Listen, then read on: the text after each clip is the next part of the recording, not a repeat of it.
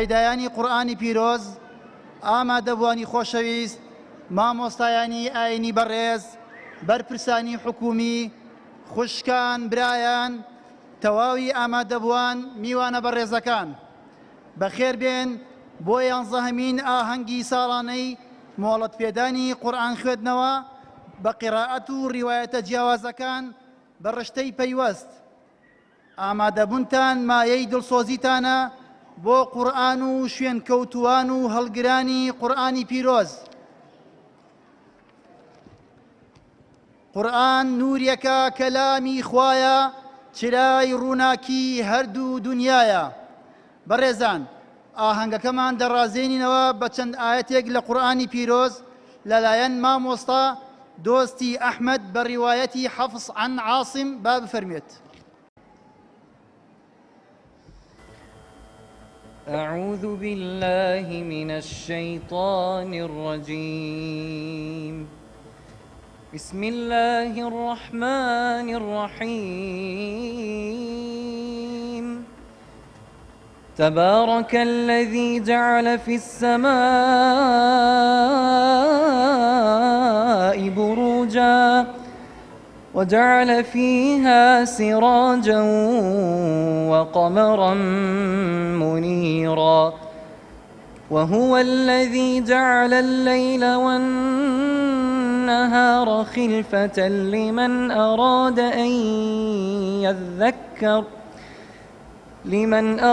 أن يذكر أو أراد شكورا. وعباد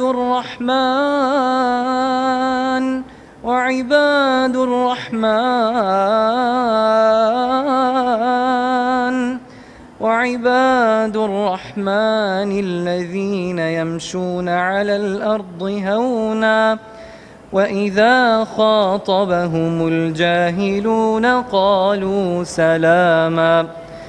والذين يبيتون لربهم سجدا وقياما والذين يقولون ربنا اصرف عنا عذاب جهنم إن عذابها كان غراما إنها ساءت مستقرا ومقاما. والذين إذا أنفقوا لم يسرفوا ولم يقتروا وكان بين ذلك قواما. والذين لا يدعون مع الله إلها آخر ولا يقتلون النفس التي حرم الله إلا بالحق ولا يزنون ومن يفعل ذلك يلقى أثاما يضاعف له العذاب يوم القيامة ويخلد فيه مهانا إلا من تاب وآمن وعمل عملا صالحا فأولئك يبدل الله سيئاتهم حسنات وكان الله غفورا رحيما. خی گەورە پاداشی مامۆستا دۆستی بداتەوە. بەڕێزان، وتەی لقی سلێمانی دەستگاکەمان لەلایەن بەڕێز مامۆستا عەلی عەبدوڵڵاوە پێشکەش دەکرێت. با بفەرمێت.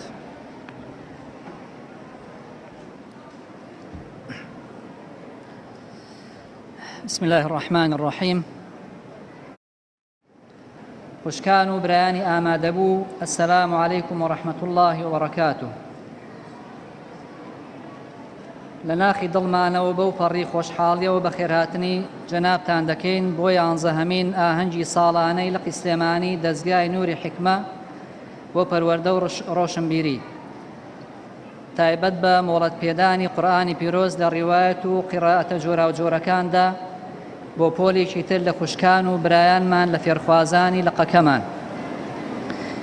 داواکارین لە خوای گەورە هاتن و ئامادەبوونتان لەم کۆڕە ئیمانیەدا بخاتە تەرازووی چاکەکانتان و بە باشترین شێوە پاداشتان بداتەوە.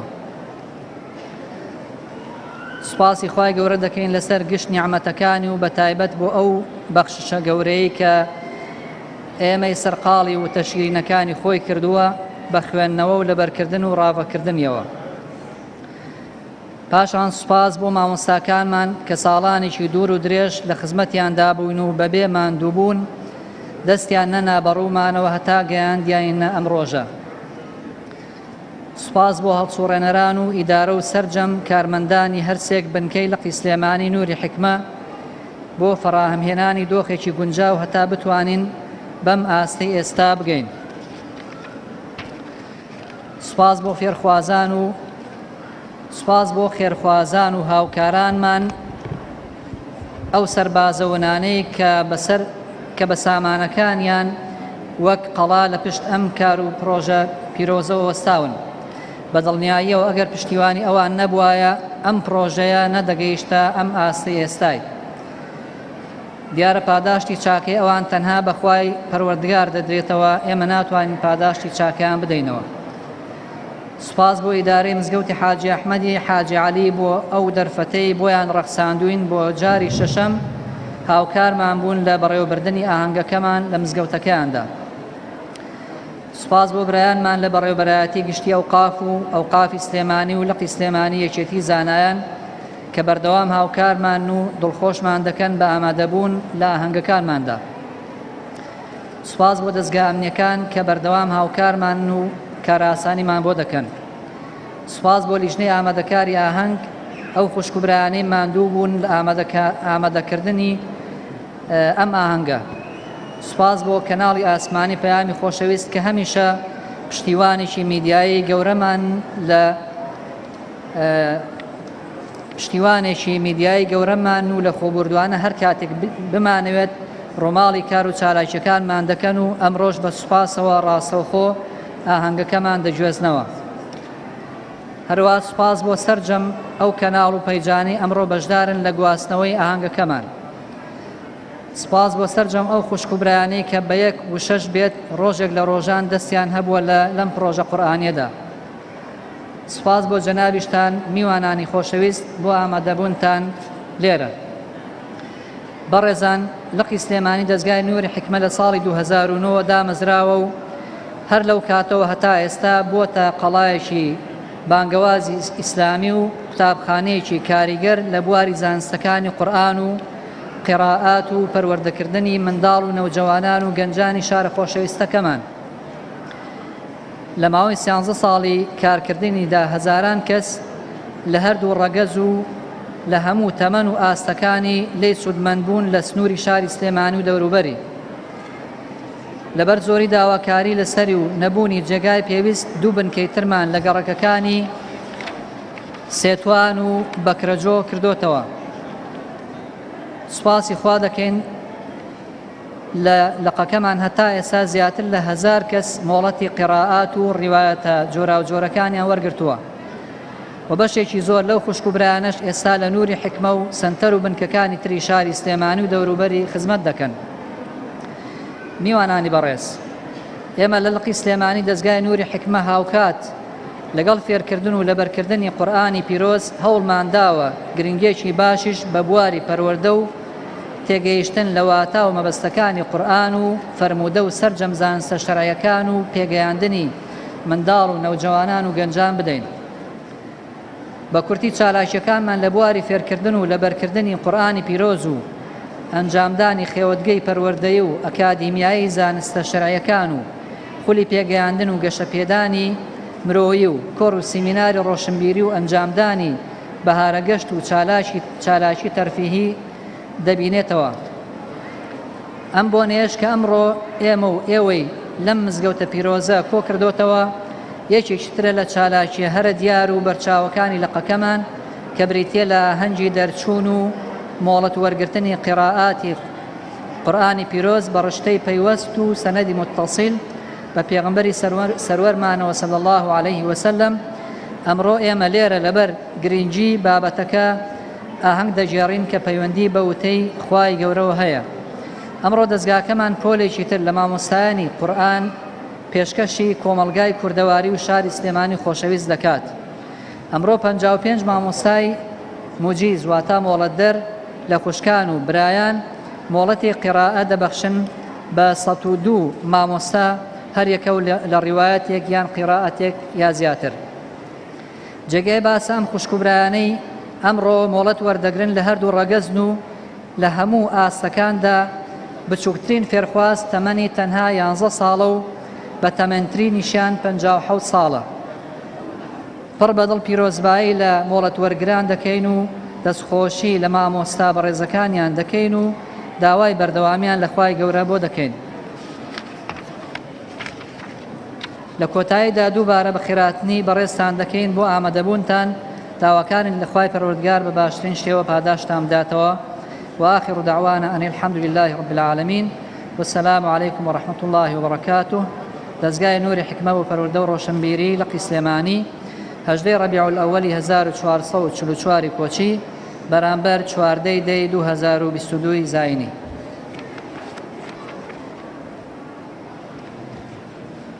خوای گەورە پاداشتی مامۆستا عەلی بداتەوە.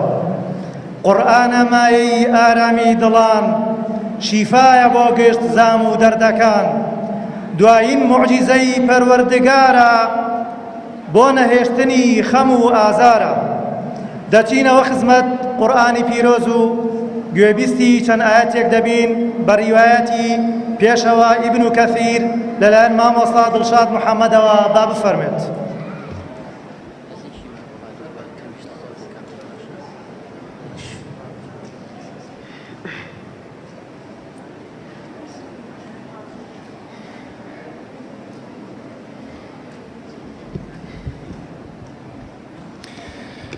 أعوذ بالله من الشيطان الرجيم. ألم تر أن الله أنزل من السماء ماء فأخرجنا به ثمرات مختلفا ألوانها ومن الجبال جدد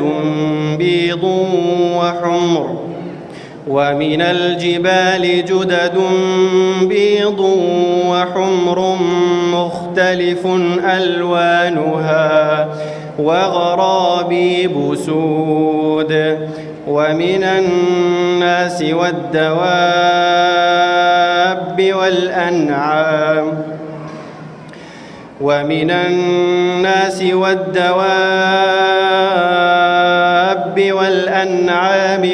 مختلف ألوانه كذلك إنما يخشى الله من عباده العلماء إن الله عزيز غفور. إن الذين يتلون كتاب الله وأقاموا الصلاة وأنفقوا مما رزقناهم سرا وعلانية يرجون تجارة لن تبور ليوفيهم أجورهم ويزيدهم من فضله إنه غفور شكور. والذي أوحينا إليك من الكتاب هو الحق مصدقا لما بين يديه إن الله بعباده لخبير بصير.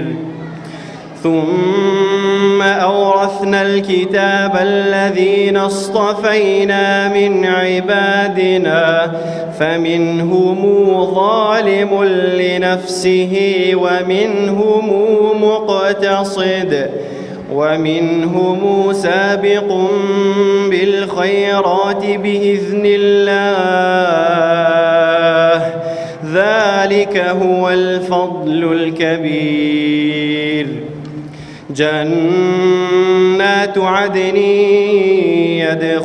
يدخلونها يحلون فيها من أساور من ذهب ولؤلؤ ولباسهم فيها حرير وقالوا الحمد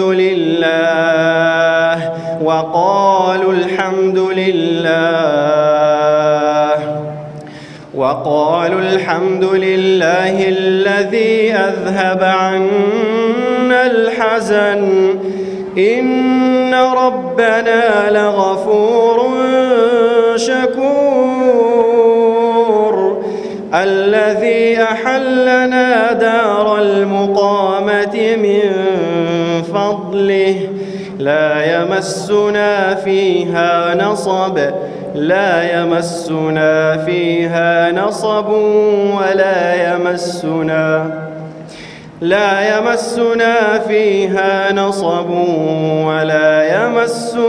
فيها لغوب صدق الله العظيم.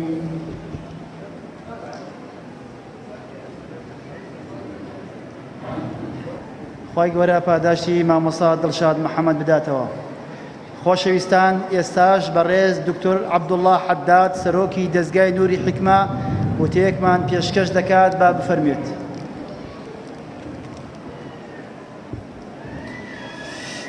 الحمد لله والصلاة والسلام على رسول الله وعلى آله وصحبه ومن والاه. ربنا آتنا من لدنك رحمة وهيئ لنا من أمرنا رشدا. لا سرتادا بناوي أنجمني بالاي دزگای نوری حکمە پڕ بەدڵ بەخێر هاتنی میوانە بەڕێزەکان دەکەم. ئامادەبوونتان بەنزدا نرخێرین، خوای گەورە پاداشت خێرتان بداتەوە. و هەروەها زۆر دەستخۆشی لە لقی سلەیمانی دەزگاکەمان دەکەم، هەم لە بەڕێوەبەر بەڕێز دکتۆر زانا و هەروەها بەڕێز دکتۆر دیاری مامۆستای قیراءات و هەروەها هەموو ئەندامان کە لە کارگێڕی ئەو لقەدا کار دەکەن و هەروەها مامۆستایانی بەڕێز بە تایبەتی مامۆستایانی مۆڵەتدەر، خوای گەورە پاداشتە خێرتان بداتەوە. و هەروەها پیرۆزبایی لە قوتابی بەڕێزەکان دەکەم، ئەوانەی کەوە ئەوڕۆ ئەو سەنەدە و ئەو ئیجازەیە وەردەگرن، خوای گەورە لێتانی قبول بکە، پیرۆزتان بی، شەڕەفی ئینتیما لە بۆ ئەو سلسلە مبارەکەی کەوا دەگاتەوە لای پێغەمبەر صلی الله عليه وسلم. خوای گەورە لێتانی قبول بکە، لە خوای گەورە داواکارم کە لای ئێوەش تەوفیقتان کە لای ئێوەش ئەو سەنەدە مبارەکە نەوەستێ، بەڵکو ئێوەش بە کەسانیش تر ببەخشن و بەردەوام بی ئەو خێرە مبارەکە. خوای گەورە لە هەموو لایەشی قبول بکە. بەڕێزان، دەزگای نووری حیکمە لە ساڵی 2007 بە فەزلی خوای گەورە پاشان بە جوهدی چەند برایەکی دڵسۆز لە هەولێردا دامەزراوی ئەعلانی خۆی کرد. ئێستا بە فەزلی ڕەب العالەمین لە زۆربەی شار و شارۆچکەکانی هەرێمدا یان لقێک یان بازنەیەکی هەیە. هیوادارین خوای گەورە سوبحانەهو وتەعالا فراوانتری بکە. دیارە وەکو لە ناوەکەیدا دیارە دەزگای نووری حیکمە بۆ پەروەردە و ڕۆشنبیری دەزگا هەڵدەستێ بە پەروەردەکردنی تاک ئینجا لە کوڕان و لە کچان، لە تەمەنی منداڵی و نەوجەوان و گەنجاندا بە پەروەردەیەک کەوا هەڵقوڵاوی قورئان و سونەتە. ئەو قورئان و سونەتەی کە ڕەب العالەمین خاوەنێتی کە لە ڕێگای ڕەحمەتەن للعالەمین بە مرۆڤایەتی گەیشتووە. ئەو زاتەی سوبحانەهو وتەعالا هەروەکو لە خەڵقەکەیدا ما ترى في خلق الرحمن من تفاوت، هیچ خەلەل نابینیەوە لە تەدبیری لە بۆ ئەو بوونەوەرەیدا. لا الشمس ينبغي لها أن تدرك القمر ولا الليل سابق النهار كل في فلك يسبحون. بەهەمان شێوە لە شەریعەتەکەیدا وتمت كلمة ربك صدقا وعدلا صدقا في أخباره عدلا في أحكامه شريعة كشي هر هموي لأخبار لهوالكاني بيشين دواتريش أو بري راستية لأحكام كانشي أو بري عدالة لبروي ذاتك الحكيم لم يخلق شيئا عبثا ولم يشرع إلا ما هو عين المصلحة هيج شتيق لو بون وردا ببي هدف ببي حكمة خلقي نكردية هيج شتيق نكردي تشريع لبو بندكاني حتى وكو أوفري مصلحتي بندكاني تيدا نبي إتر شريعتك كواتيدا خواي قورد فرمي إن الله يأمر بالعدل والإحسان وإيتاء ذي القربى وينهى عن الفحشاء والمنكر والبغي كسيك أجر بابن ببو شريعته كسيك دز بو شريعته وبقري جياني وكو جياني أو بون وري لديك وما ترى في خلق الرحمن من تفاوت بهيج شيوي خللو سلي شيواوي لجياني دانامينه بلكو دبيت كسك الذين آمنوا ولم يلبسوا إيمانهم بظلم أولئك لهم الأمن وهم مهتدون أمن وأمان بدز دين اللان پروردگار ولا دنيا ولا قيامت كسانك پابند بن بو شريعتي فمن تبع هداي فلا خوف عليهم ولا هم يحزنون پابند ببو شريعتي نخفت نترسي نامينه كسك پابند ببو شريعته فمن اتبع هداي فلا يضل ولا يشقى نقم راد بلا دنيا نبت بخد بلا قيامت ولا سر مستواي تاك ولا سر مستواي كومالقاو جمعي بشريتيش ولو أن أهل القرى آمنوا واتقوا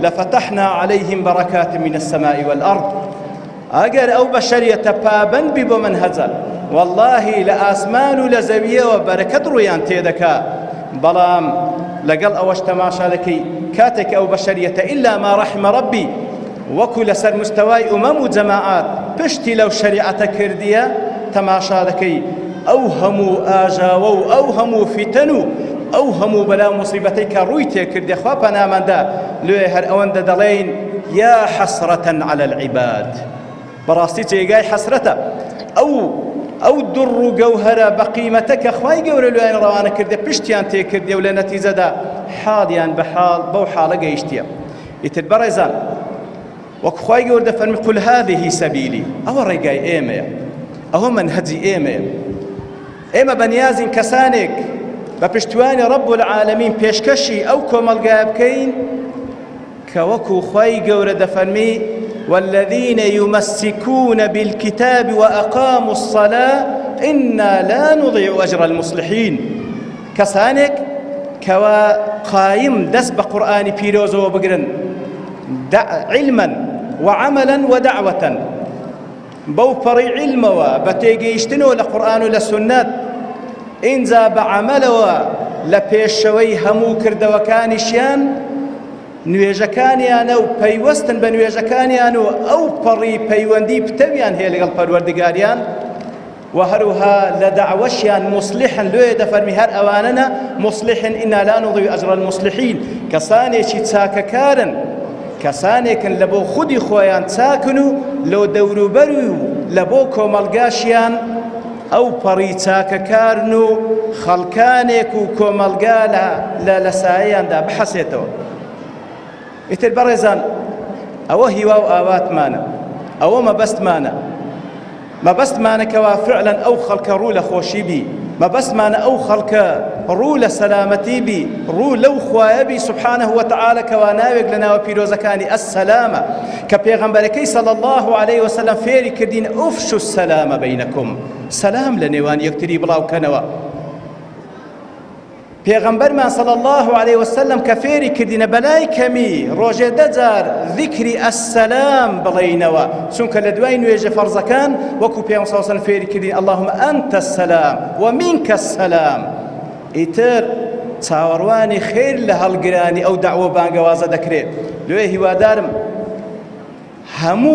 هەموو ئەوانەی کەوا لەگەڵ ئێمە لێ کۆمەڵگا دەژین، هیوادارم هەمووی متعاون بن لەگەڵ ئێمە، یارمەتی دەربن، ڕێگامان لۆ ئاسان بکەن، لەبەر ئەوەی والله هەر ئەو داعوە و بانگەوازەیە کە خوا خاوەنێتی و بەقائیش هەر لە بۆ ئەوە و مستەقبەلیش هەر لە بۆ ئەوە ولا قيامتيش والله يدعو إلى دار السلام أو يدس بومن هذا بقري خواي جور برو دار السلام كبهشتا ديباتا كرزامان وخواي جورا لو كسانمان بجميري لخواي جور دا باريمو هرو كلير دا لخدمة قرآني بيروسكوي كدينوا خواي جورا بوشي لخدمة رسول الله صلى الله عليه وسلم لبهشتي بانو برين كومام كاتوا دووبارە پیرۆزبایی لە قوتابیانی بەڕێز دەکەم دەستخۆشی مامۆستایانی بەڕێز دەکەم و بەخێر هاتنی میوانانی بەڕێز دەکەم وصلى الله وسلم على نبينا محمد وعلى آله وصحبه أجمعين وآخر دعوانا الحمد لله رب العالمين. خوای گەورە پاداشتی کاک دکتۆر عەبدوڵڵا بداتەوە. هەر کەس پەروەردە بکرێ بە قورئان سەرفراز دەبێ لە هەردوو جیهان. بخوێنن قورئان کاری پێ بکەن توێشوو بۆ خۆتان مسۆگەر بکەن. بەڕێزان پێکەوە گوێ دەگرین بۆ سوورەتی ئەشەمس لەلایەن چاوگەشەکانی حیکمەوە پێشکەشمان دەکرێت با بفەرمونون. بەڕێزان ئەم چاوگەشانە هەر لە سەرەتاوە جوزی عەممەیان پێ لەبەر کراوە. خوای گەورە پاداشتی مامۆستاکانیان بداتەوە کەوا زۆر ماندوو بوون لەگەڵیاندا.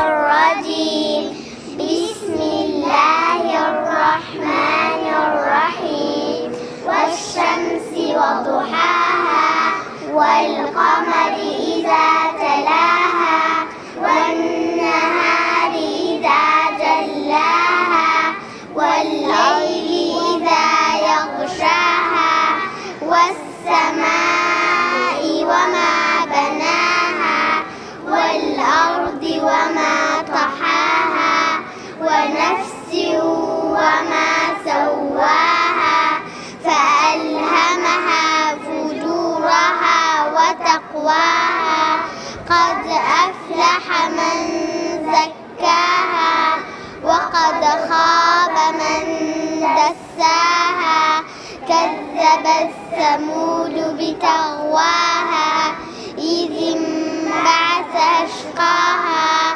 فقال لهم رسول الله ناقة الله وسقياها فكذبوه فعقروها فدمدم عليهم ربهم بذنبهم فسواها ولا يخاف عقباها.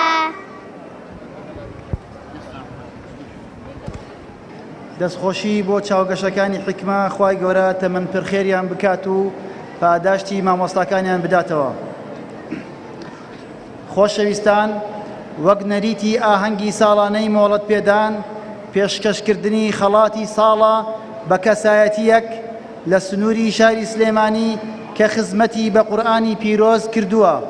بۆ ئەم ساڵ مامۆستای بەڕێز مامۆستا عوسمان ئەحمەد مستەفا سەرسوراوی دیاری کراوە بۆ وەرگرتنی ئەو خەڵاتە بە مامۆستای بەڕێز بفەرمێت بۆ وەرگرتنی خەڵاتی ڕێزلێنان. هەروەها بەڕێز مامۆستا نەجمەدین نوێنەری یەکێتی زانایانی لقی سلێمانی بفەرمێت بۆ پێشکەشکردنی خەڵاتەکە.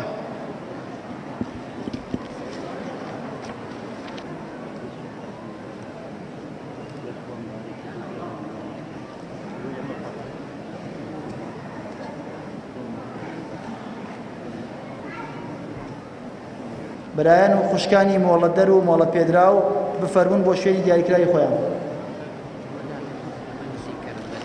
بسم الله الحمد لله والصلاة والسلام على رسول الله وعلى آله وأصحابه ومن والاه.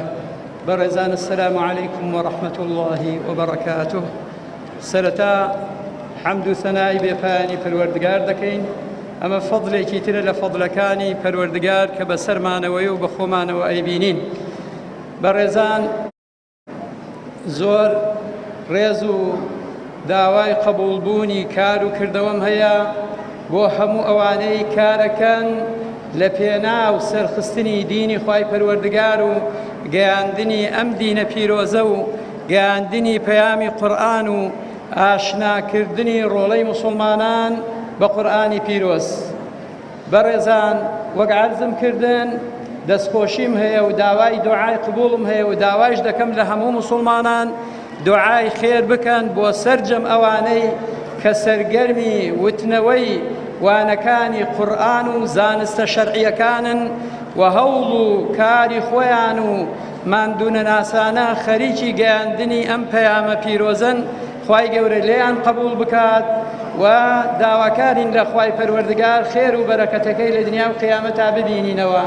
و دەستخۆشیشم هەیە و پیرۆزباییشم هەیە بۆ ئەو قوتابیە پیرۆزانەی بەڕێزانەی کە ئەمڕۆ ئیجازەی قیراعات وەردەگرن کە ئەوانیش لە داهاتووە جێدەستیان دیار بێ.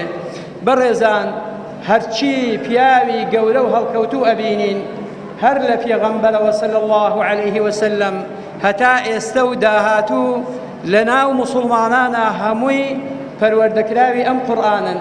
ئەم پێغەمبەرە گەورەیەتیەکەی لەم قورئانەوە سەرچاوەی گرتووە. ئەم قورئانە پیاوانی گەورەی وەک ئیمامی ئەبوبەکر و ئیمامی عومەر و ئیمامی عوسمان و ئیمامی عەلی و باقی سەحابە و دوای ئەوانیش لە تابعین و لە عولەما و زانایان و هەڵکەوتوانی ئەم ئومەتە قورئان پەروەردەی کردووە. ئێستەیش وەک موژدەیەک وەکو زانیاریەک ئەمڕۆ گوێم لە هینێک بوو لە ڤیتێک بوو کە باسیەوە کاڵێ لە مەغریب زیاو لە 2 ملیۆن خەڵک قورئانی لەبەرە. لە لیبیا لە دوای 2000ەکان و بیستومانە کە 1 ملیۆن خەڵک قورئانی لەبەرە. ئێمە مانگی هەشت لە ئەستەمبول بووین، مامۆستایەک لە محازرەکان وتی زیاو لە 2 ملیۆن و نیو تەلەبەی علومی شەرعی ئێستا لە تورکیا هەیە. و ئەمە موژدەیە، هیچ سەردەمێک نەبووە ئەوەندە خەڵک قورئانی لەبەر بێ، ئەوەندە خەڵک وابەستەی قورئان بێ لە ناحیەی نەڤەریە، بەڵام لە ڕاستیە لە ناحیەی عەمەلیە دواکەوتوین. ئەم زەمەنە، ئەم میلەتە، ئەم وڵاتانە مرۆڤایەتی چاوەڕێی بەڕاستی کۆمەڵە خەڵکێکەکە لەسەر ڕچە و ڕێبازی سەحابە جارێکی تر قورئان بدەنەوە بەگوێی ئەم ئومەتەیە، ئەم ئومەتە لەسەر سفرە و خوانی قورئان پەروەردە بکەن. داواکارین لە خوای پەروەردگار بەشی وڵاتی ئێمەشی تێخستووە زیاتر و باشتر بێ. داوامان وایە هەر کەس لە ئاستی خۆیەوە وابزانێ قورئان لەگەڵ تاکەی ئێمەیەتی تا قورئان بە عەمەلی بەرجەستە بکەین و پیشانی گەلەکەمانی بدەین و ئەم قورئانە ببێتە ڕووناکێک بۆ ئەم میلەتەمان لە دنیا و قیامەتە. وەسەلام عەلەیکم وەڕەحمەت الله وبەرەکاتوه. خوای گەورە پاداشی مامۆستا عوسمان بداتەوە. ئێستاش گوێبیستی وتەی هاوبەشی یەکێتی زانایان و بەڕێوەبەرایەتی ئەوقاف دەبین لەلایەن بەڕێز مامۆستا هاوژین ڕەئوف. با بفەرمێت. بسم الله الرحمن الرحیم. سپاس و ستایش بۆ خوای گەورە و پەروەردگار، درودی خوای گەورە لەسەر پێغەمبەرمان عەلەیهی سەڵات وەسەلام، ڕەزای خوای گەورە لەسەر یار و یاوەروان و شێکەوتوانی هەتا ڕۆژی دوایی. خۆشەویستان، بە ناوی بەڕێوەبەرایەتی گشتی ئەوقافی پارێزگای سلێمانیەوە و هەروەها لقی سلێمانی یەکێتی زانایانی ئیسلامی کوردستان پیرۆزبایی ئەم بۆنە گرنگەتان لێ دەکەین. ئێمە وەکو بەڕێوەبەرایەتی گشتی وەکو وەزارەتی ئەوقاف هەمیشە پشتیوانی ئەم جۆرە خولانەین، ئەم جۆرە پەروەردەیانەین کە لەلایەن هەچ دەستگایەکی دینی هەچ موئەسسەسەیەکی دینی پێ هەڵبسێت. ئێمە ئەم جۆرە دەستگایانەش هاوشان لەگەڵ حوجرەکانی خۆمان لە مزگەوتەکاندا بەرزی دەنرخێنین. دەستخۆشی لە مامۆسایانی ئەم خولە دەکەین، هەروەها پیرۆزباییش لە بەشداربووانی ئەم خولە دەکەین کە لەمڕۆدا مۆڵەتیان پێ دەدرێت، مۆڵەتی خوێندنەوەی قورئانی پیرۆز. بەڕێزان، ئێمە بە درێژایی مێژوو ئەهلی عیلم و زانست دەوری کاریگەری خۆیان هەبووە لە مێژووی مرۆڤایەتیدا. هەمیشە توانیوانە گۆڕانکاری دروست بکەن لە ذهنیەتی تاکەکانی کۆمەلگا لە جیهاندا. لەو کاتێک کە دینی پیرۆزی ئیسلام گەیشتۆ بە میلەتی کوردی موسڵمان، میلەتی کوردی موسڵمان زۆر بە خۆشحاڵیەوە پێشوازی لەو دینەی لەو قورئانی خوای گەورە کوردەکە لایەن پەیامبەرمانەوە گەیشتۆ پێمان. بەڕێزان، بەڵگەشمان بۆ ئەوە بە درێژایی مێژوو لە کوردستانە کاتێک کە مزگەوت دروست کراوە لە شار و شوارەشکەکان یاخود لە بەڵێن لە هەر شوێنە دروستکرابێت لە پاڵیا شوێنێک بۆ خوێندنی قوتابیان و بۆ فێرکردنی فێرخوازان دروست کراوە. دلیلمان بۆ خۆتان نەزانین ینی چەندین زانا و چەندین پایداری مەزنی ئەم گەلەمان پەروەردە بۆ لە ڕێی مزگەوتەکانەوە، هەم لە بواری سیاسی هەم لە بواری ئاینی. ئێستا لە وڵاتانی منتیقەکە و لە دەرەوەش چەندین زانایانی ئیسلامی هەن کە ناویان بڵندە و پایەیان بەرزە کوردن و مسلمانن. لەبەرەوە بەڕێزان ئێمە وتمان یەکەم شت لەوانە شوێنی خوێندن دروست کراوە لە پاڵ شوێنی نوێژ خوێندن. هەروەها گرنگی دراوە بە پەیداکردنی مامۆستا و زانای پایە بەرز بۆ ئەوەی لەو خولانەدا وانە فێری خوێندکارەکان یاخود فێرخوازەکان بکەن بۆ ئەوەی ئاشنا بن بە قورئانی پیرۆز. هەروەها هاوکاریش دابین کراوە لە سەردەمانی کۆنەوە بۆ ئەو مامۆستایانەی کە لەو بوارەدا دەور و کاریگەریان هەیە بۆ فێرکردنی فێرخوازان. بۆیە ئێمە وەکو میلەتی کورد بەڕاستی زۆر بە خۆشحاڵیەوە دینەمان وەرگرتووە. بۆیە من لێرەوە نامێت درێژە بە وتەکەمان بدەین. ئێمە وەکو خۆمان وەکو بەڕێبەرایەتی گشتی وەکو وەزارەتی ئەوقاف زۆر گرنگی بەم بوارانە دەین و دەستخۆشیشتان لێ یەکەین.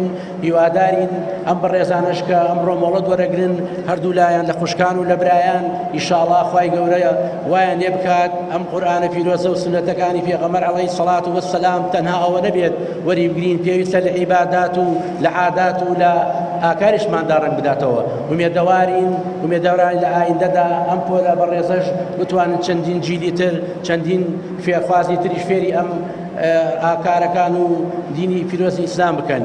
لە کۆتاییدا دووبارە پیرۆزبایان لێ یەکەین. ئەسسەلامو عەلەیکوم وەڕەحمەتو اللهی وەبەرەکاتوه.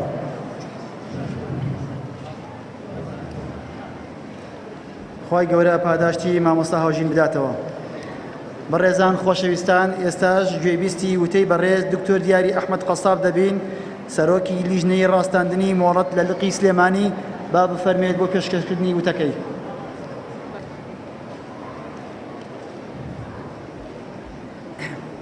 السلام عليكم ورحمة الله. بسم الله الرحمن الرحيم. الحمد لله رب العالمين، والصلاة والسلام على سيدنا محمد وعلى آله وصحبه أجمعين.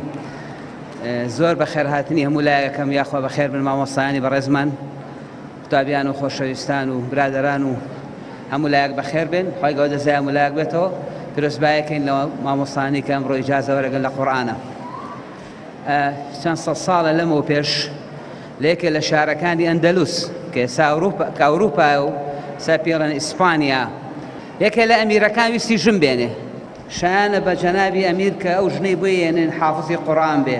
لەبەرەوە داوایان کرد لە هەر ماڵێک کچی هەیە و ئەوێ بیا بە شوڕ، یعنی ئەبێ لە عمری شووە بێ، شووی نەکرد بێ، چووکتر نەبێ لە عمری شووە و بیشیانێ بێن بەشوو با چرایەک لە داگرسێن لە دەری ماڵەکان ئەم شۆلیژنەیە کەشیانەکە. بەتەما بوون چەند کەسێ قورئانی لەبەر بێ. کاتێکە سێرەکەن هەزاران چرا داگرساوە.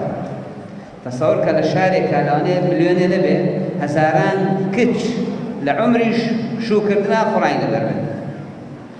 سێرانکەن دەری ناهێنێت چۆن ئەم فلتەریکەن هەزاران کەس. لەبەرەوتیان ئەم جارە باکیە صحیحی بوخاری مسلیمیشی لەبەر سێرانکەن ئەوان ژەر بە سەدام بوو، تر نازانم دوایشان حەلیان کرد.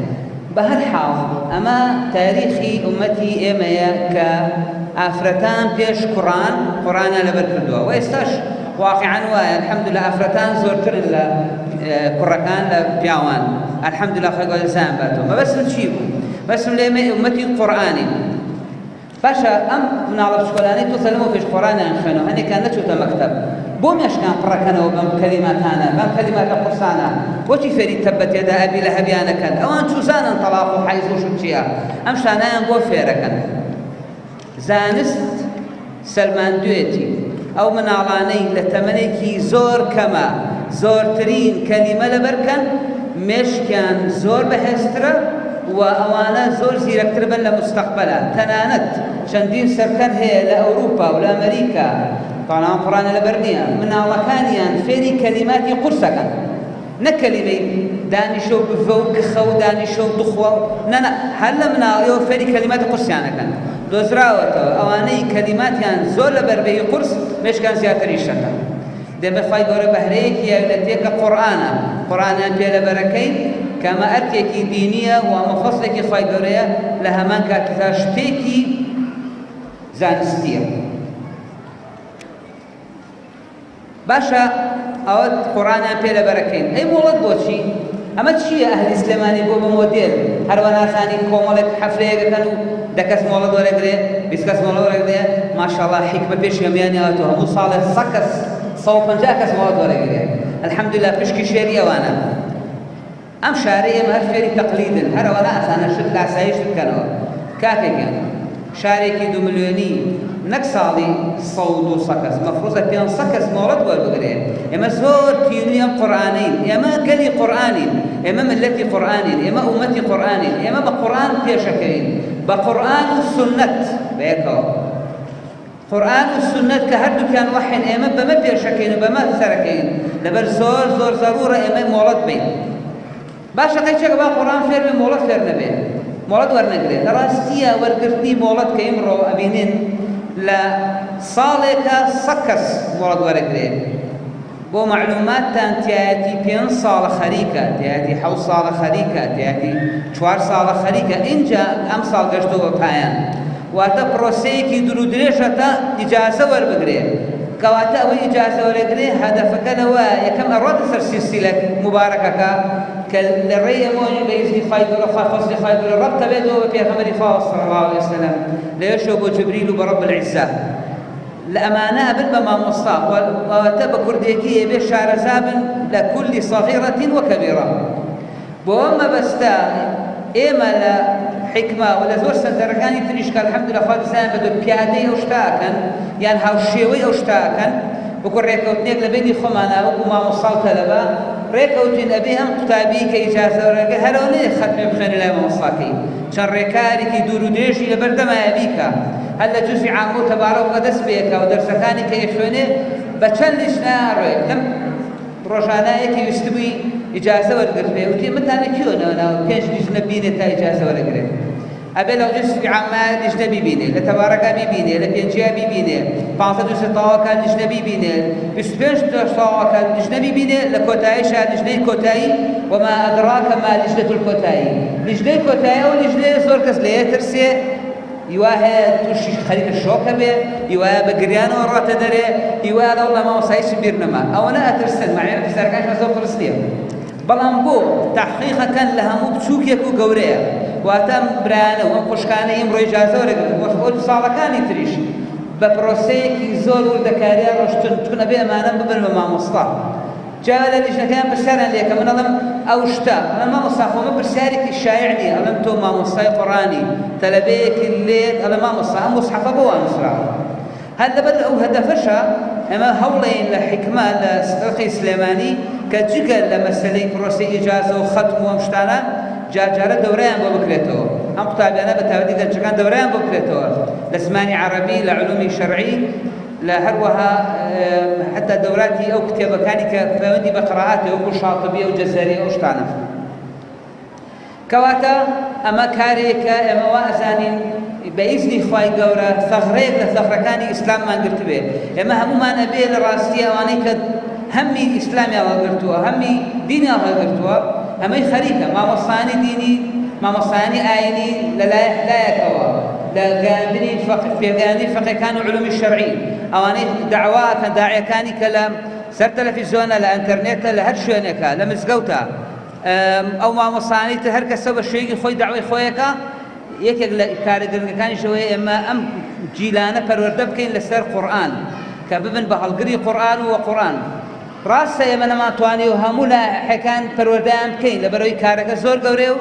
ژمارەکەش ماشەڵڵایان لێبێ زۆر زۆرە دەتوانی بڵێ بە هەزارانە ساڵانە لەبەرەوە ژمارەیەکی زۆرە هەر ئەوە نەفریاکەوین کە ئێمە لایەنێکیان فێرکەین داواکانی لە برایان و خوشکانمان لە سنتەرەکانی تر هەمویان بەشدار بن لەگەڵمانە من خۆم شخصیان زۆرم پێخۆشە هەموو ساڵێک 100 سنتەر بکرێتەوە یەخۆران نەکدا بەڵام ویمێ ڕێکارەکانی ڕێکارێکی زانستی بێ ڕێکارەکانێکی بەو شێوە بێ کە ئێمە دائمە بە تەلەبەکان ئەڵێن تۆ ئیجازە وەرگرتووە بەم شەرطانە گوناحبارە بیوانەیە چی وەرگرتووە ئەوای لێیتەوە ئێمە لە مامۆستای گەورە مامۆستا شێخ ئیبراهیمە وەرگرتووە من گەیانەوە بۆ برایانی تر ئەوانیش الحەمدولillah خوا دەزانێت بە تۆمیان ڕۆژانە شەو ڕۆژ خەریکن لەگەڵ خوشکانە چۆن فێروین دەبێ ئاوا بیگەڕێتەوە لەبەرەوە ئەگەر سنتەرەکان تا زیابن کەمە بۆ ملەتەی ئێمە کو مامۆستا عوسمان ئیشارەتی پێکرد کە خوای گەورە نسیبێکی گەورەمان باتێ لەم خێرایە بەڵام ئەبێ ڕێکارەکانیان ڕێکارێکی زانستی و مەسعود بێ. پێش دەوری 11 ساڵ لەم مزگەوتە مبارەکەیە کە داواکانی لە خوای گەورە لە سەحەبەوی قوبوڵ کرد بێ، هەمووی بێتە خێر لە میزانی حەسەناتیا بنووسرێ. نزیکی 11 ساڵەوە پێش یەکەم احتیفالی ئیجازاتمان کردەوە الحەمدولله بە ئامادەبوونی چەندین خەڵکات ئەو کاتە ئەوەنە شتێکی تازە بوو، نوێنەرانی پەرلەمان و ئەوقافوانە هەمێ بەجددی بەشداریان کرد، چونکە ئەم ظاهیرەی پێدانی ئیجازەی قورئان لە کوردستانە فترەیەکی زۆر بوو نەمابوو. الحەمدولله لەو کاتۆ تا ئێستا سەدان کەس ئیجازەی وەرگرتووە و ئەم ساڵمان کە ساڵی 11هەممان هەر لە عینە مزگەوتی پیرۆزە خوای گەورە داواکەم خوای گەورە یارمەتیان بە لە کاک حاجی ئەحمەد لە بەنەماڵەکەیان خوای گەورە بیخاتە میزانی حەسەناتیان لەوانەی خزمەتی مزگەوتەکەن خوای گەورە لە هەموو لایەکی قبوڵکە. ئەوە ئێمەین ئەم ساڵ نزیکی 100 کەسی تر ئیجازە وەرەگرێت کە ئەمەش شتێکی مژدە و دڵخۆشکەرە کە ئێمە بەردەوامین ئینشاءڵڵا لەسەر ئەم کارە و داواکانی خوای گەورە لێمان قبوڵکە و داواکارین ئەم گەنجانە و ئەم مامۆستایانە کە ئێمڕۆ ئیجازە وەرەگرن لە قورئان چۆن يقيمون حروفه هر آواش يقيمون حدوده إن شاء الله. والسلام عليكم ورحمة الله وبركاته. خوای گەورە پاداشتی کاک دکتۆر بداتەوە. بەڕێزان بەدڵگوێ دەگرین بۆ چەند ئاەتێک لە قورئانی پیرۆز بە القراءة العشر الصغرى من طريق الشاطبية والدرة لەلایەن مامۆستا عەبدوڵڵا عەلی موحیدین با بفەرمێت.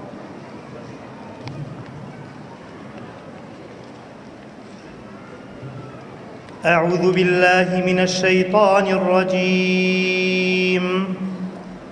بسم الله الرحمن الرحيم. ألف لام ميم. ألف لام ميم. الله لا إله إلا هو الحي القيوم. الله لا إله إلا هو الحي القيوم. الله لا إله إلا هو الحي القيوم. نزل عليك الكتاب بالحق مصدقا لما بين يديه. نزل عليك الكتاب بالحق مصدقا لما بين يديه وأنزل التوراة والإنجيل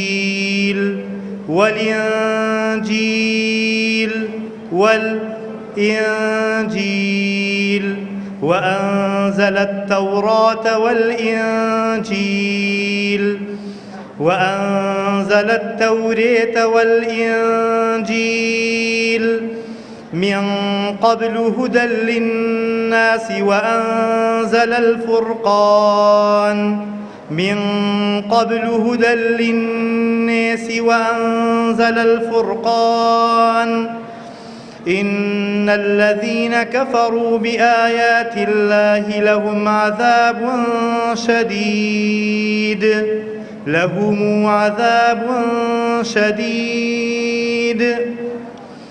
إن الذين كفروا بآيات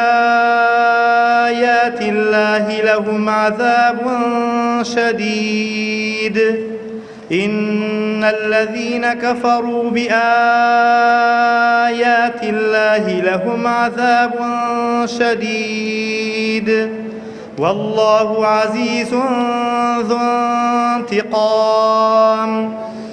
إن الله لا يخفى عليه شيء في الأرض ولا في السماء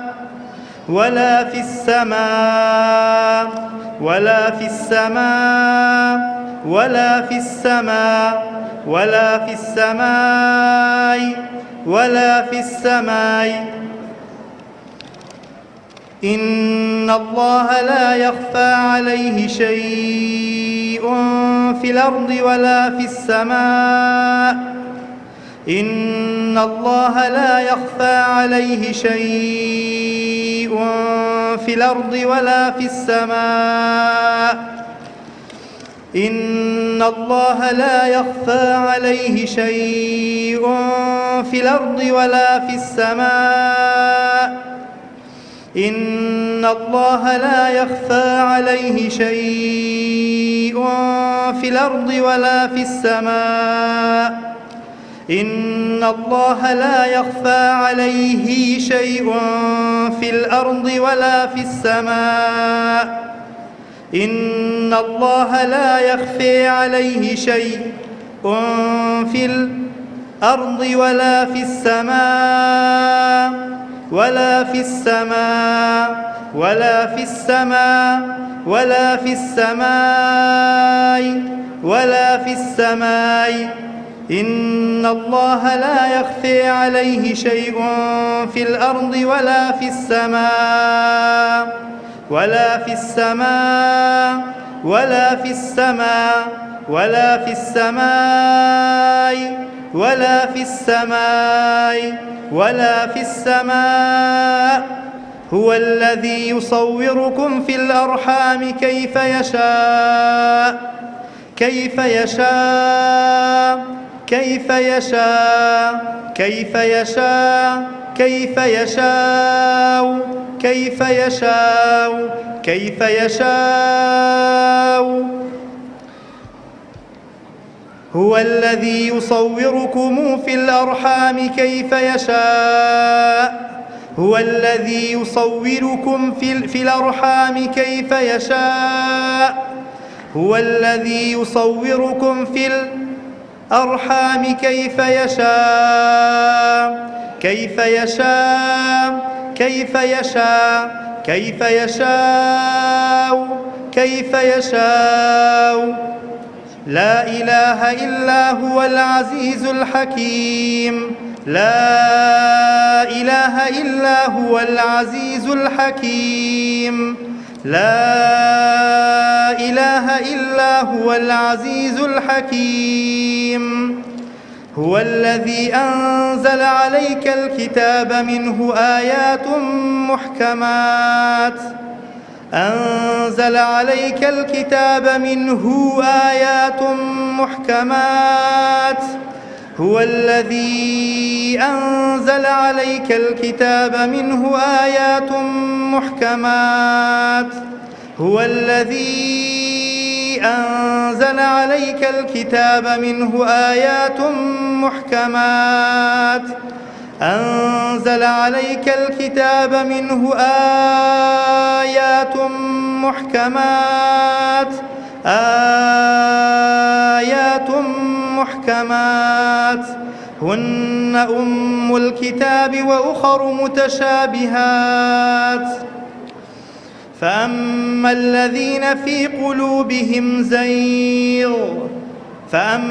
الذين في قلوبهم زيغ فيتبعون ما تشابه منه ابتغاء الفتنة وابتغاء تاويله فيتبعون ما تشابه منه ابتغاء الفتنة وابتغاء تاويله وما يعلم تأويله إلا الله وما يعلم تأويله إلا الله وما يعلم تأويله إلا الله وما يعلم تأويله إلا الله وما يعلم تأويله إلا الله والراسخون في العلم يقولون آمنا به كل من عند ربنا يقولون آمنا به كل من عند ربنا يقولون آمنا به كل من عند ربنا وما يذكر إلا أولو الألباب إلا أولو الألباب إلا أولو الألباب إلا أولو الألباب خی گەورە پاداشتی مامۆستا بداتەوە.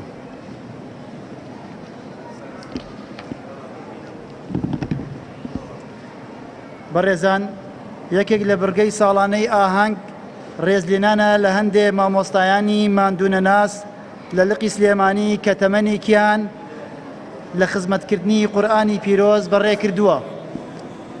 خۆشەویستان، هەموو مامۆستایان شایستەی خەڵاتن. ئێمە ناتوانین لە ئاهەنگێکی ئاوادا خەڵاتی هەمووان بکەین، بۆیە هەر ساڵە و کۆمەڵێک لەو مامۆستایانە خەڵات دەکەین. بەڕێز شێخ ئیبراهیم بفەرمێت بۆ پێشکەشکردنی هەندێک لەو خەڵاتانە. فليتفضل الشيخ إبراهيم المشهداني لتقديم شهادات تقديرية لبعض الأساتذة القرآن الكريم.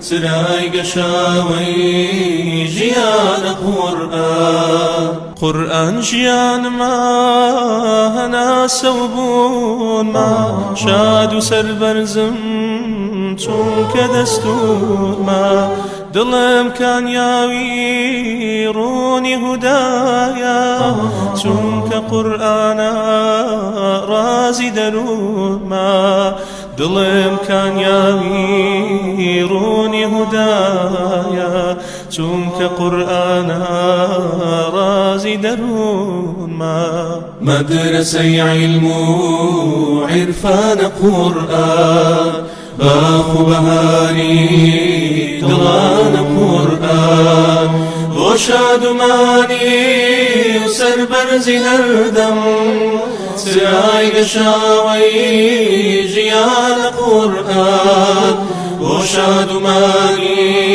و سەربەرزی هەردەم سرای گەشاوەی ژیانە قورئان شەوکە لێڵایی چاوان مەگەرێ نوری قورئانە دنیا داگرێ تیشی ڕەوشەنی ئەدا لە سینە بەهارە بە قورئان بڕوێ تیشی ڕەوشەنی ئەدا لە سینە بەهارە بە قورئان بڕوێ مدرسەی عیلم و عیرفانە قورئان باخ و بەهاری دڵانە قورئان بۆ شادومانی و سەربەرزی هەردەم سرای گەشاوەی ژیانە قورئان بۆ شادومانی و سەربەرزی هەردەم